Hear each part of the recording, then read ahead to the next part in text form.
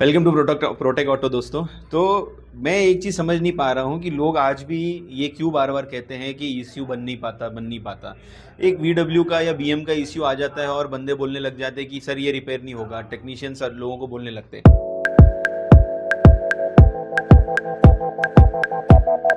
ऐसा ही सिचुएशन यहाँ पर आज हमारे सामने एक इश्यू है। उसको कस्टमर को 2 महीने से वो बेचारा परेशान है। गाड़ी के अंदर में सिंपल सा प्रॉब्लम आ रहा है कि गाड़ी 2000 आरपीएम के ऊपर नहीं जा रही है। जब हमारे पास में ईसीयू आया तो हमने ईसीयू को कनेक्ट किया टेस्टर्स के ऊपर में, पता लगाया कि ईसीयू कम्युनिकेट ही नहीं कर रहा, इसके अंदर सॉफ्टवेयर रिलेटेड एरर है, बट गाड़ी स्टार्ट ज़रूर होती है।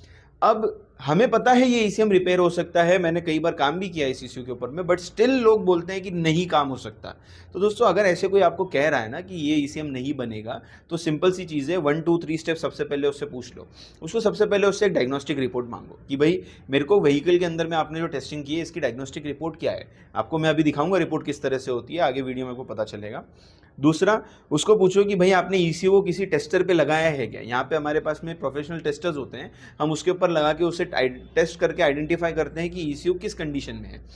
तीसरा, अगर वो फुल्ली आपको कॉन्फिडेंटली बोल रहा है कि भाई ईसीयू बन ही नहीं सकता, तो उससे पूछिए कि बॉस आपने ईसीयू ओपन किया है क्या।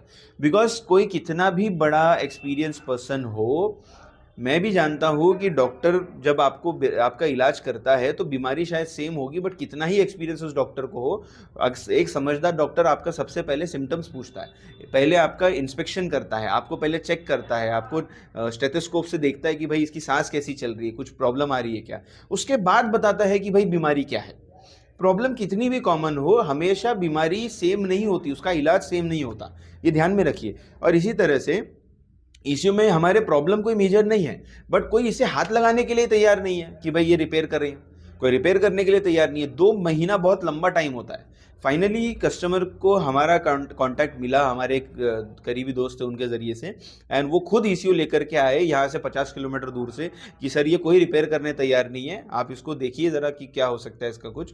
मैंने बोला ठीक है। उनसे मैंने यही 3 सवाल पूछे, डायग्नोस्टिक रिपोर्ट बताओ, ईसीयू को टेस्टर पे लगाया है क्या, ईसीयू को ओपन किया है क्या। उन्होंने कहा किसी ने कुछ भी नहीं किया, बस बोल रहे हैं कि नहीं बनता करके। तो हमने सबसे पहले जब इसे टेस्टर पर लगाया तो ईसीयू डेड था। उसके बाद में हमने इस स्कैन करने की कोशिश की, ईसीयू स्कैन नहीं हो रहा था। ओपन करने के बाद में हमें यह पता चला कि ईसीयू के अंदर में बहुत सारी जगह पर हमारे कार्बन डिपॉजिट्स है। अब यहाँ पर आप जितना कॉपर की लाइनिंग्स देख रहे हो, जो ईसीयू को कभी रिपेयर होते देखे हैं वो समझ जाएंगे, बट अगर आप नए हो तब भी फिक्र मत कीजिए। यहाँ पर करंटली ईसीयू ऑन है तो डायरेक्ट टच नहीं कर सकते। यहाँ जितना आप डैमेजेस देख रहे हो ये कॉपर की पूरा एक्सपोजर से, यहाँ पर देखिए कॉपर का पूरा एक्सपोजर है। ये पूरा एक्सपोजर क्लियरली दिखाता है कि यहाँ पर पूरा कार्बन आपका डिपॉजिट हुआ था, जिस वजह से ईसीयू का काम नहीं कर पा रहा था सही से। बंद नहीं था बट काम नहीं कर पा रहा था। सेम जो है बैक साइड के अंदर में यहाँ पर भी डिपॉजिट्स थे पूरे के पूरे। अब ये मैं ये नहीं बता रहा कि बहुत बड़ी प्रॉब्लम है, ये बहुत कॉमन प्रॉब्लम है, बहुत सिंपल सी चीज़ है जिसको सॉल्व करने के लिए बहुत ज़्यादा एफर्ट्स नहीं इंसान को डालने पड़ते। हाँ, हालांकि इतनी ही प्रॉब्लम इस इश्यू के अंदर नहीं थी, इसके अलावा इसकी कम्युनिकेशन लाइन के अंदर भी इशू था जिस वजह से ये स्कैन नहीं हो रहा था।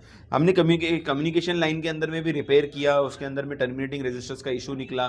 देन आईसी के ऊपर में वोल्टेज फ्लक्चुएटिंग आ रहा था, तो आईसी को इंस्पेक्ट करके उसकी प्रॉपर टेस्टिंग करके उसको ठीक करके वापस से सेम आईसी को बिठाया, दूसरी चेंज करने की जरूरत नहीं पड़ी। बट ईसीयू का प्रॉब्लम सॉल्व हो गया एंड वो मैं आपको दिखाता हूँ। यहाँ पे आ जाइए। कल को कभी आपको अगर किसी टेस्टर पे खुद चेक करना पड़े या आपको देखना है कि आपका ईसीयू सही से चेक हो रहा है या नहीं, यहाँ आप स्क्रीन पे देख लीजिए, मैंने यहाँ पे इसके पिन आउट निकाल के रखे हैं।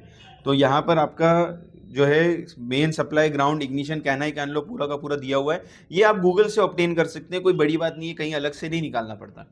उसके बाद में अभी आ जाओ, अभी यहाँ पे देख लो कि आपका टेस्टर के ऊपर में इसका मेन रिले एक्टिवेटेड है। मैंने बाकी के कनेक्शंस नहीं लगाए हुए हैं, इस वजह से वो नहीं दिख रहे हैं, बाकी के कनेक्शंस नहीं दिए, बिकॉज प्रॉब्लम जो होती है वही कनेक्शन दिया जाता है। यहाँ पर वोल्टेज रेगुलेटर पे अगर मैं देखूँ तो मेरा वोल्टेज 12.6 दिया है, 1 एम्पियर इस ये ईसीयू एक्सट्रैक्ट कर रहा है, करेक्ट एम्पियर है, कोई इशू नहीं है। अभी यहाँ पर हम डायग्नोस्टिक टूल के ऊपर आ जाते हैं। तो डायग्नोस्टिक टूल पर जब हम आते हैं तो यहाँ VW सेलेक्टेड है और मैं डायग्नोस्टिक में चले जाता हूँ। डायग्नोस्टिक में जाने के बाद यहाँ आपको पता चल जाएगा कि रिपेयर जो है हमारा सक्सेसफुल है।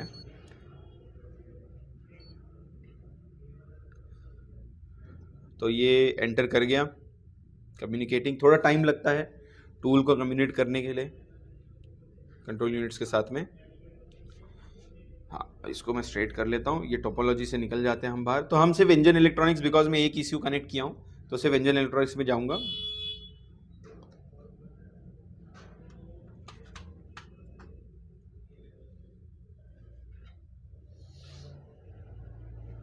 यहाँ पर पूरे ECU के डिटेल्स उसने ले लिए हैं।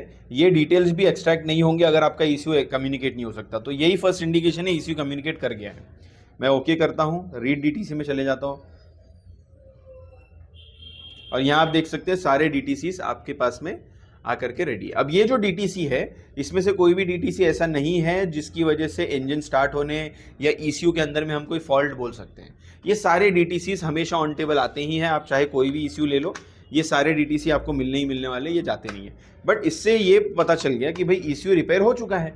तो जो बहुत सारे पता नहीं इलेक्ट्रिशियन टेक्नीशियंस कौन थे, वो हमारे ओनर ही जानते हैं, जो परेशान थे गाड़ी को लेकर के, कि कितने लोगों ने उनको कहा कि, बट उन्होंने ये कहा कि मैंने कम से कम 3-4 लोगों को दिखाया जो बहुत नामचीन है उस इलाके के अंदर में, बट उसके बावजूद भी वो सीधे एक ही बात बोलते हैं, बनता ही नहीं है ये ECM, कोई नहीं बना सकता ये ECM।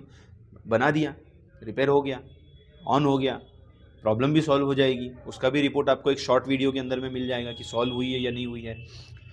तो टेक्निकली जब आप साउंड होते हो, आपको आपके स्किल के ऊपर में भरोसा रहता है, आपका फंडामेंटल्स जब क्लियर होता है, तो ऐसी बातें करने की ज़रूरत नहीं पड़ती। और इसीलिए प्रोटेक ऑटो में हम प्रोफेशनल्स हैं, हमारे पास में टेक रिलेटेड सारी चीज़ें अवेलेबल हैं और हम ऐसे काम के ऊपर में एक प्रोफेशनल अप्रोच लेकर के, एक टेक्निकल इंसाइट लेकर के ही कभी भी आते हैं कि भाई रिपेयर किस पर्सपेक्टिव से किया जाता है। उसके अंदर में कोई डर की वजह से, कि अक्सर लोग मैं जानता हूँ इसलिए मना करते हैं इस ECU को, क्योंकि डर होता है कि ख़राब हो गया उन्हीं के हाथ से, जो कि होता है रिपेयर वर्क में। हो सकता है कि आपसे भूल चूक हो गई, मैंने टेस्टर ऑन रख के मेरा मल्टीमीटर गलत जगह टेस्ट कर दिया, ख़राब हो जाएगा। तो एक डर से भी शायद लोग कई बार मना कर देते कि हम नहीं लेंगे। बट उस चीज़ से डरने के बजाय आप अपने स्किल को इम्प्रूव कीजिए और फिर उसके बाद में आप रिपेयर कीजिए। प्रॉब्लम बिल्कुल सॉल्व होने लायक होती है, सॉल्व हो जाएगी। और दोस्तों, अगर आप लोगों के पास में ऐसे कोई ECU है और अगर आप परेशान हो कि भाई रिपेयर नहीं कर रहे, लोग बोलते हैं रिपेयर नहीं होगा, तो आप हमसे कांटेक्ट कीजिए। नंबर्स आपको वीडियो के डिस्क्रिप्शन में भी मिल जाएंगे, अभी स्क्रीन पर भी मिल जाएंगे, या आप सिंपली गूगल के ऊपर में हमारा लोकेशन देख सकते हैं एंड वहाँ पर से हमें कांटेक्ट कर सकते हैं अगर वहाँ से करना है तो। बट कांटेक्ट कीजिए और कोई इश्यूज़ अगर आप रिपेयर कराना चाहते हो आप भेजिए। Thank you so much.